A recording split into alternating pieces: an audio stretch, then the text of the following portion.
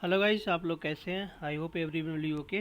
This basically मेरी geography series का जो एनसीईआरटी का बेसिकली डिस्कशन है, उसमें क्लास 10th का चैप्टर 5 है। इसमें क्या जो मिनरल रिसोर्सेज हैं उसके बारे में बात करेंगे। बिफोर दैट, एक ब्यूटीफुल कोट बाय रचल Carson. He is like a sustainable develop environment protectionist. Basically इन्होंने ही 1967 में जो डीडीटी था ना, उसकी डिस्कवरी से रिलेटेड किस तरीके से वो जानवरों में यूज होता है और उसका किस तरीके से बैड इम्पैक्ट होता है फूड चेन में, तो इन्होंने discovery, that's why she is a famous. Okay, so इनका कोड देखिए, the real wealth of nation lies in the resources of the earth, soil, water, forest, mineral and wild life. यानी कि किसी भी nation की जो ग्रोथ होती है उसके पास जो मिनरल के रिजर्व्स हैं और उनका प्रोडक्शन है और उनका यूटिलाइजेशन है वो उस पर डिपेंड करता है। Okay, with this beautiful quote we are going to start our lecture on discussion of minerals. Let's start. अब देखिए मिनरल्स क्या होते हैं। ओके, देखिए minerals are indispensable part of our lifes. Almost everything we use from tin to a tiny pin to aircraft and ship, these are from basically made from mineral. यानी कि जो mineral हमारी life के ऐसे part हैं जो जिनको हम सेपरेट नहीं कर सकते, बिकॉज क्योंकि उनकी यूटिलिटी इतनी ज़्यादा है कि they are everywhere kind of. Okay, so roads in plant machinery in to in so on. So this is a role of mineral of in our life. Okay, ये हमारी योगदान है इनका हमारी लाइफ में। ठीक है, अब देखिए जो मिनरल का एज अ इनटेक यानी कि हम फूड में कितना लेते हैं वो केवल 0.3% है। ओनली 0.3%। जो मान लीजिए 100% फूड है उसमें 0.3% मिनरल लेते हैं, बट दे हेल्प इन 97% जो फूड स्टफ है उसको डाइजेशन में, उसको जेस्टेशन में, उन सब में ये हेल्प करते हैं। अगर ये 0.3% ना लें तो then there will be a deficit and there will be more and more diseases and another things. Okay, so this is the role of minerals in our food intake. Okay, दो इनकी quantity small है लेकिन इनका role बहुत बड़ा है। ठीक है, मूव ऑन। अब देखो जियोलॉजिस्ट मिनरल को कैसे डिफाइन करते हैं। कह रहे हैं homogeneous naturally occurring substance with definable internal structure. यानी कि होमोजीनियसली प्रेजेंस और एक प्रॉपर यानी कि एक डिफिनेट स्ट्रक्चर है, यानी कि उनका लैटिस है जिसमें वो अरेंज्ड है। That is a definition of minerals by geologist. Okay, आगे देखिए। अब देखिए पर्टिकुलर मिनरल सर्टेन कॉम्बिनेशन, यानी कि जो मिनरल्स होता है वो बेसिकली क्या होता है, प्रोडक्ट ऑफ कॉम्बिनेशन होता है, जैसे physical chemical conditions. Okay, and finally colours and hardness lattice, ये प्रॉपर्टी होती है इसकी, lustre density and so on. यानी कि मिनरल बेसिकली कॉम्बिनेशन होता है फिजिकल एंड केमिकल कंडीशन और that with facilitate number of characteristics जैसे colour and hardness crystal and so on. Okay, तो दिस इज अ मिनरल कैसे फॉर्म होता है और क्या क्या करेक्टरिस्टिक्स होती है, कौन किसको मिनरल कहा जा सकता है, जिसके पास कलर हो, हार्डनेस हो, क्रिस्टल हो, इलास्टिसिटी हो, चमक हो, density and so on. Okay, आगे देखिए modes of occurrence. Okay, mineral कैसे कैसे फाउंड हो सकते हैं, तो मीन्स किस किस लोकेशन पे मिनरल फाउंड होंगे। ठीक है, minerals are usually found ores. Ores basically क्या होते हैं, एक तरीके के कॉम्बिनेशन ऑफ मिनरल्स मान लीजिए आप। और use describe accumulation of many minerals. Okay, अब देखिए अब इनकी हम थोड़ा प्रेजेंस पढ़ लेते हैं। सॉरी, अब देखिए इग्नस। इग्नस मीन्स जो लावा वाली राख होती हैं, तो उनमें कहाँ मिलते हैं, ये बीन्स में और लोड्स में। जैसे मान लीजिए ये रॉक है, ठीक है, ये रॉक है, अब इसमें थोड़े थोड़े क्रैक्स हैं तो ये बीन्स हो जाते हैं। फिर इस तरीके से लोड्स, इस तरीके से इनका प्रेजेंस होता है। ओके, सेडिमेंट्री रॉक में लेयर्स में पाए जाते हैं। ठीक है, मूव ऑन। आगे देखिए another group gypsum, salt, sodium, ये साल्ट वगैरह ये इवोपोरेशन से प्राप्त होते हैं। ठीक है, यानी कि मान लीजिए ये पर्टिकुलर वाटर बॉडीज है, यहाँ इवोपोरेशन हो गया इस तरीके से इन प्रेजेंस ऑफ सनलाइट, बाद में जो मिनरल बचेंगे वो salt and something like that. Okay, residual mineral. Residual mineral basically क्या होते हैं ना, एक तरीके से रेजिड्यू होते हैं। ठीक है, जैसे मान लीजिए ओशियन में जाइए या ओशियन में जब मिनरल एक्सप्लोर करने के बाद जो मिनरल जो रेजिड्यू बच जाता है, these are basically residual mineral. Okay, now classification पढ़ लेते हैं। क्लासिफिकेशन ऑफ मिनरल्स देखिए, this is important. Classification mineral देखिए, फेरस मिनरल, फेरस जो आयरन वाले होते हैं, जिनमें आयरन का कंपोनेंट होता है, iron, manganese, cobalt and so on. Non ferrous देखिए, जिनमें बेसिकली मिनरल्स होते हैं but they are not having a property of और a constituent of iron, copper, lead, bauxite. Precious देख लीजिए, gold, silver, platinum. Okay, non metallic देख लीजिए, non metallic देख लीजिए, mica, salt and potash and so on. Energy base देख लीजिए, coal, petroleum, natural. That is a classification of minerals on the basis of their, कह सकते हो कि iron content and so on. ठीक है, आगे देख लीजिए। हाँ, एलुवियल डिपॉजिट में पाए जाते हैं, मींस जैसे जो रिवराइन रिवराइन और कोस्टल प्लेन्स होते हैं, इनकी जो बेसिकली डिपॉजिट्स होते हैं उसमें भी पाए जाते हैं। हिल रीजन में भी प्लेसर डिपॉजिट पाए जाते हैं। ठीक है, so and so. Ocean bats में जैसे जो मैग्नीज नूडल नाडुल्स होते हैं, मैग्नीज नाडुल्स होते हैं, ठीक है, वो वहाँ पाए जाते हैं। तो means mineral basically you can say that like other resources unequal distribution होता है। If we studied India, we are going to cover in detail. So this is the presence of mineral in different part of geomorphological feature. Okay, अभी देखिए rat hole mining.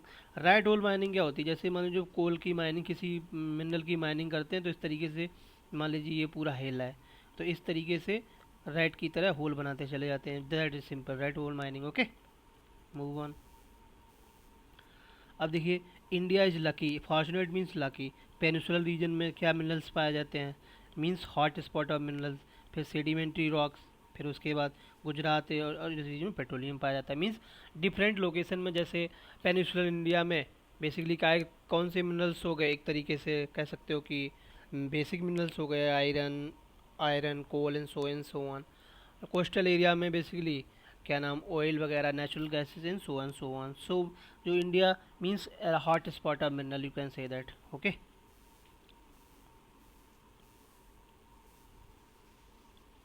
Sorry.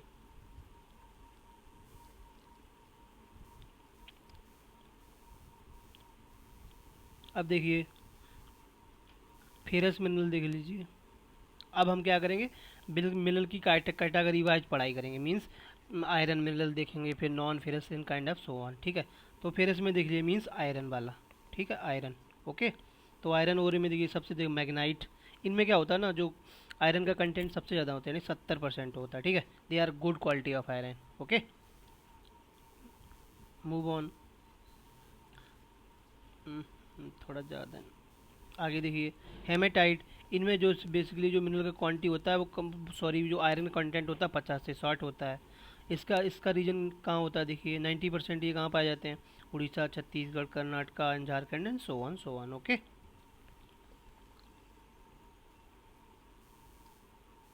आगे देखिए। अब थोड़ा particular belt type देखिए, Orissa Jharkhand belt. ठीक है, means Orissa और झारखंड वाली बेल्ट में आयरन ओर पाए जाते हैं। ठीक, उसके बाद दुर्ग और बस्तर, यानी कि छत्तीसगढ़ ये वाला रीजन हो गया। ठीक है, महाराष्ट्र तक ये बेल्ट पाई जाती है। ठीक है, उसके बाद देखिए बलारी, छत्तीसगढ़, चिकमंगलूर, ये बेसिकली पेनिसुलर वाली बेल्ट है, ये पेनिसुलर वाली बेल्ट है। ठीक है, आगे देखिए Maharashtra and Goan belt. Okay, तो these are means you can say that कि जो जियोमॉर्फोलॉजिकल प्रेजेंस है वो मिनरल्स की इस तरीके से इंडिया में प्रेजेंट है। ठीक है, आगे देखिए। अब मैग्नीज पढ़ लेते हैं। Manganese mainly use for the manufacturing of the steel and ferro, means manganese का रोल होता है स्टील प्रोडक्शन में। ठीक है, अब देखो मैग्नीज की प्रेजेंस देख थोड़ा स्टडी कर लेते हैं। सबसे ज़्यादा देखो एमपी में होती है। ठीक है, सॉरी, उसके बाद महाराष्ट्र में, फिर उसके बाद उड़ीसा में। तो अरेंज करने को दे सकते हैं, तो दिस स्लाइड इज़ इंपॉर्टेंट।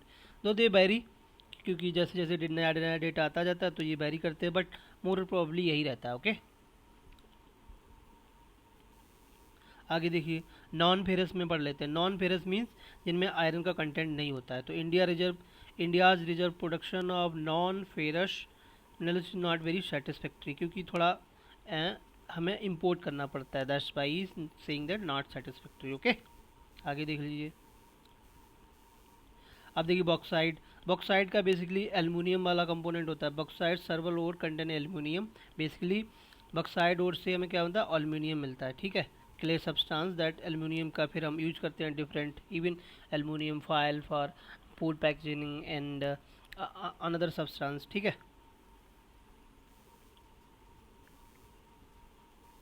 आगे देखिए इंडियाज बॉक्साइड डिपॉजिट, सॉरी, अब इन कहाँ कहाँ बॉक्साइट पाया जाता है, जैसे अमरकंटक प्लेटू हो गया, मैकाल हिल्स हो गए, एंड बस बिलासपुर कल्तनी यानी कि एमपी वाला रीजन हो गया, ठीक है।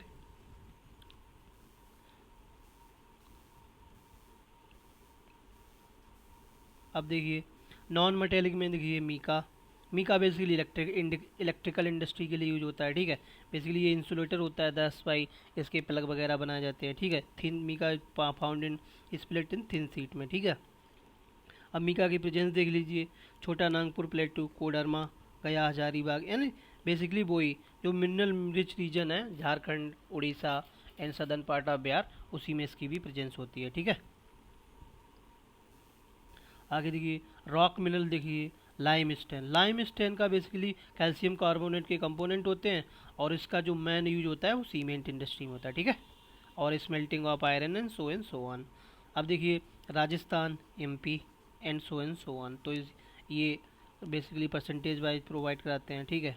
आगे देखिए अब माइनिंग के हजार, मीन माइनिंग से जो बेसिकली क्या होता है, एक तरीके से हजार्ड्स, यानी कि माइनिंग में हजार्ड्स कैसे आते हैं, डिजास्टर कैसे आते हैं, जैसे क्या क्या डिजीज़ होती हैं, जैसे मीन्स वाटर कंटामिनेशन हो जाता है, ठीक है। और क्या नाम जो हजार्डस गैस हैं जैसे नाइट्रस ऑक्साइड, इनकी फ्यूल्स निकलती हैं, ओके, दैट्स वाई मीन्स, और यहाँ पे क्या नाम कार्बन मोनोऑक्साइड गैस भी निकलती है। सो दो all means air pollution, water pollution, और कभी कभी क्या होती है रीजनल सिस्मिक एक्टिविटी भी यहाँ इंड्यूस हो जाती है। तो overall means these region are called a prone to disaster, okay.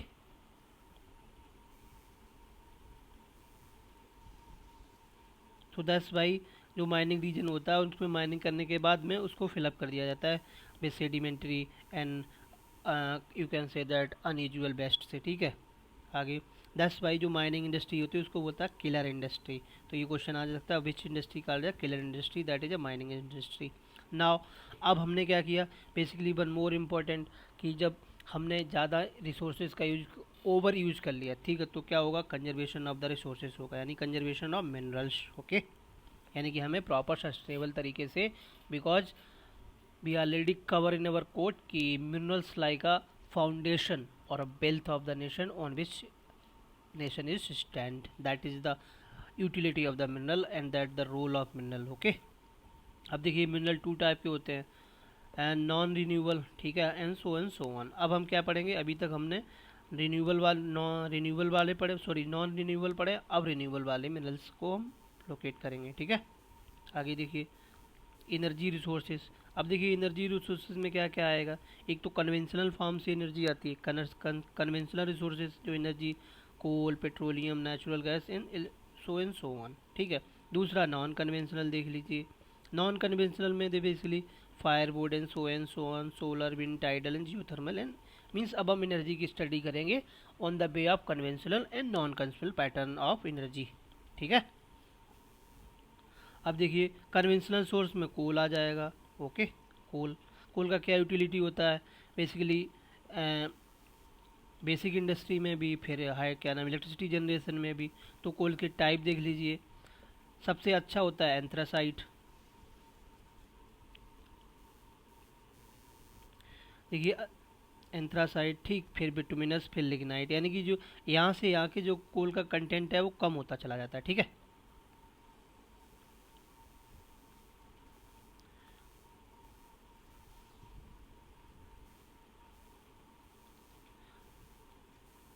अब रीजन देख लीजिए, झारखंड, झरिया, ये बेसिकली बिटुमिनस कोल वाले रीजन है। टर्सरी कोल जो लिग्नाइट है, मेघालय, असम, अरुणाचल, तमिलनाडु, ये टर्सरी वाले कोल है, ठीक है। यानी कि these are regions. Anthracite coal found in Jammu Kashmir, Udhampur district, ठीक है। मीन्स तो कोल पढ़ लिया, कोल का कंसंट्रेशन और फिर उनके कोल के टाइप्स और उनमें कितने परसेंट का कोल का यानी कि कार्बन है, और उसके बाद उनकी रीजन की स्टडी कर ली। Now goes to petroleum. Petroleum देख लीजिए। पेट्रोलियम रिफाइनरी या नोडल, ठीक है, यानी कि ये नोडल इंडस्ट्री होती है किसके लिए? सिंथेटिक इंडस्ट्री के लिए, क्योंकि पेट्रोलियम को रिफाइन करने के बाद बहुत सारे केमिकल प्राप्त होते हैं। दैट्स वाई पेट्रोलियम इंडस्ट्री काला nodal industry. Okay, fertiliser, chemical, इन सब के लिए यूटिलिटी होती है। आगे देखिए, अब पेट्रोलियम की देखो लोकेशन क्या होती है। They are found between rock, porous and non porous rock, यानी कि ये रॉक है, ये रॉक है, तो इसके बीच में ये इस तरीके से पाए जाते हैं, ठीक है, यानी कि पेट्रोलियम एंड गैसेस। अब रीजन देख लीजिए, Mumbai high, Gujarat and Assam. Okay, और क्या नाम, Ankleshwar and Assam, Digboi, these are Naharkatiya, these are locations of petroleum. आगे देखिए नेचुरल गैस। अब मान लीजिए जैसे जैसे मान लीजिए ये पेट्रोलियम गैस का रिसोर्सेज था, ठीक है, ये अब यहाँ से पेट्रोलियम एक्सट्रैक्ट हो गया, तो उसके एक्सट्रैक्ट कर लिया यानी कि निकाल लिया। अब यहाँ जो थोड़े थोड़े रेजिड्यू होंगे वहीं भी नेचुरल गैस यानी कि वो नेचुरल गैस के कंपोनेंट हो जाते हैं। तो देखिए क्रूड ऑयल को निकलने के बाद जो सरफेस रिलीज होती है वो गैसेस यानी कि वो नेचुरल गैस होते हैं। तो नेचुरल गैस की रीजन देख लीजिए, देख लीजिए कैम्बे बेसन, ठीक है, कृष्णा गोदावरी बेसन। अब देख लीजिए, अब क्या करते हैं उसके बाद, जब हम गैस निकाल लेते हैं तो उसका हम ट्रांसपोर्टेशन करते हैं। ट्रांसपोर्टेशन करने के लिए क्या हमें पाइपलाइन चाहिए। तो देखिए फर्स्ट पाइपलाइन कितनी थी, कितने किलोमीटर, 1700 किलोमीटर की थी, हजीरा विजयपुर जगदीशपुर क्रॉस लाइन किसने कंस्ट्रक्ट की, गेल, ठीक है। Linked Mumbai basin means that is a means western India to eastern northern India को सीधा ये पाइपलाइन कनेक्ट करती है, ठीक है। Move on. अब देखिए इलेक्ट्रिसिटी। इलेक्ट्रिसिटी का देखिए रोल क्या होता है। Electricity is part and parcel of every in our life, like iron, ठीक है। इलेक्ट्रिसिटी करते हैं, देखिए electricity is generated mainly two way. एक तो रनिंग वाटर, ठीक है, दैट इज हाइड्रो इलेक्ट्रिसिटी, दूसरा कोल वाला, sorry two way, hydro hydro और दूसरा कोल वाला, ठीक, कोल पेट्रोलियम नेचुरल गैस से, यानी जो थर्मल पावर होता है उससे क्या, यानी कि वो उससे कोल कोल से हम बनाते हैं। और हाइड्रो वाली हाइड्रो टरबाइन से, यानी कि जो वाटर को ऊंचे से गिराते हैं और फिर वो टरबाइन चलते हैं तब इलेक्ट्रिसिटी जनरेट होती है, ठीक है। आगे चलिए, हाइड्रो इलेक्ट्रिसिटी। अब देख लीजिए हाइड्रो इलेक्ट्रिसिटी के प्रोजेक्ट इंडिया में कहाँ कहाँ है। भाखड़ा नांगल यानी कि पंजाब, ठीक है, Damodar valley Orissa, Orissa Kopili Assam and so on. तो thermal electricity generation coal petroleum और नेचुरल गैस से करते हैं, ठीक है। आगे चलिए, just these are nuclear and thermal plant just go through once. Okay, अब देखिए non conventional source of energy पढ़ लेते हैं। Non conventional source of energy means जिनका अभी यूटिलाइजेशन प्रॉपर तरीके से नहीं हुआ, जैसे सोलर हो गया, न्यूक्लियर हो गया, और क्या नाम हाइड्रो हो गया, और क्या नाम जियोथर्मल हो गया, और वेव एनर्जी हो गई, so and so on. Okay, अब जैसे न्यूक्लियर एटॉमिक एनर्जी देख लीजिए, इसका भी प्रॉपर तरीके से अभी यूज नहीं किया जा सकता। They are not conventional, they are working. जैसे अभी न्यूक्लियर का कंट्रीब्यूशन कितना है एनर्जी में, अराउंड 2.3% है टोटल एनर्जी कंट्रीब्यूशन में, ठीक है। अब देखिए न्यूक्लियर एटॉमिक एनर्जी की रिसोर्सेज कहाँ से मिलेंगे, यानी कि इनके जो रॉ मटेरियल हैं वो कहाँ से मिलेंगे, ठीक है, उसकी स्टडी कर लेते हैं। देखिए uranium and thorium Jharkhand and Aravalli ranges में, और जो मोनाजाइट साइड थोरियम है वो बेसी केरला में, यानी कि यूरेनियम कहाँ मिलेगा, झारखंड एंड अरावली रेंजेज में, ठीक है, और मोनाजाइट केरला वाले थोरियम में, यानी केरला जो कोस्टल लैंड है केरला का उसमें इस वाले रीजन में, ठीक है। अब सोलर एनर्जी देख लीजिए। सोलर एनर्जी मीन्स जो सन की एनर्जी है उसको फोटोवोल्टिक टेक्नोलॉजी से मैन ग्रिड में कनेक्ट करना, मैन एनर्जी में कनेक्ट करना, दैट इज सोलर एनर्जी। तो photovoltaic technology directly convert sunlight into solar means solar energy को डायरेक्टली इलेक्ट्रिकल एनर्जी में कन्वर्ट करते थे, दैट इज सोलर एनर्जी, ठीक है। Move on. अब देखिए विंड एनर्जी।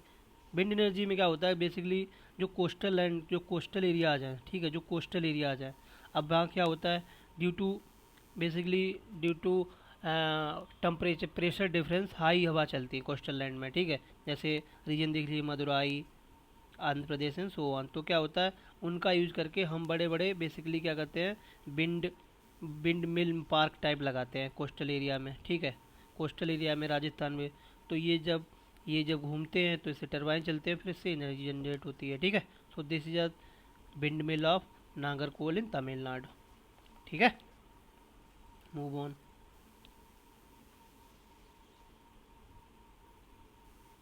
अब देखिए बायोगैस।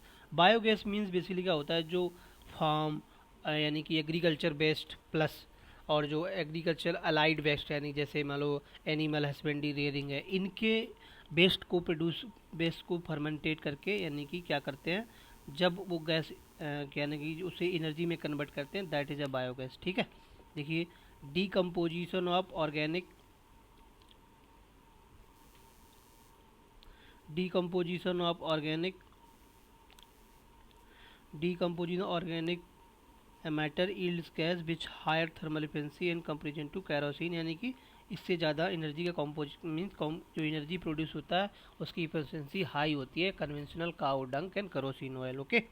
सो मैनी गोबर gas plant are plant means working right now in rural India, okay.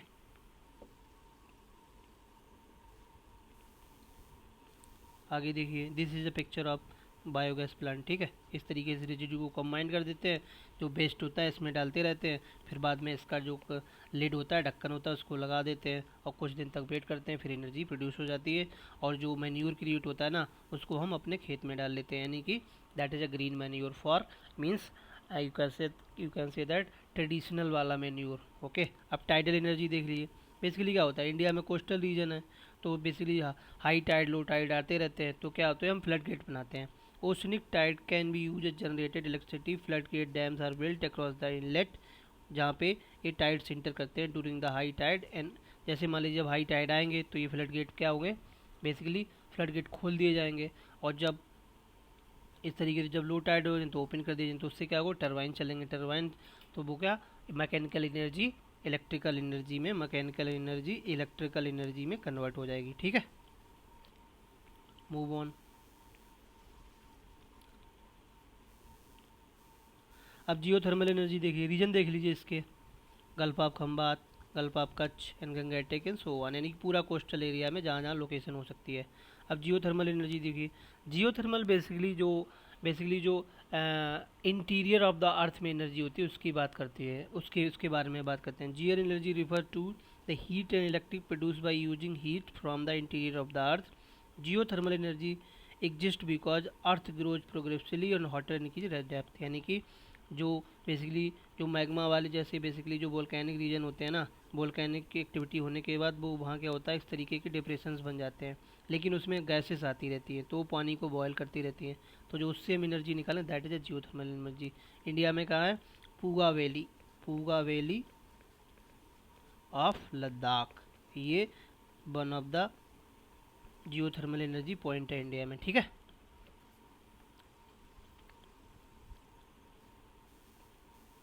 आगे देखिए, conventional source of conservation, basically अब क्या है, energy conservation, because energy sector basically is a part of national economy, यानी कि agriculture industry domestic and so on, इनमें इसका utility इतनी ज़्यादा है, विदाउट कंजर्वेशन यानी कि हमें कंजर्वेशन करना ही पड़ेगा, there is a no alternative. So यानी कि फॉर बेटर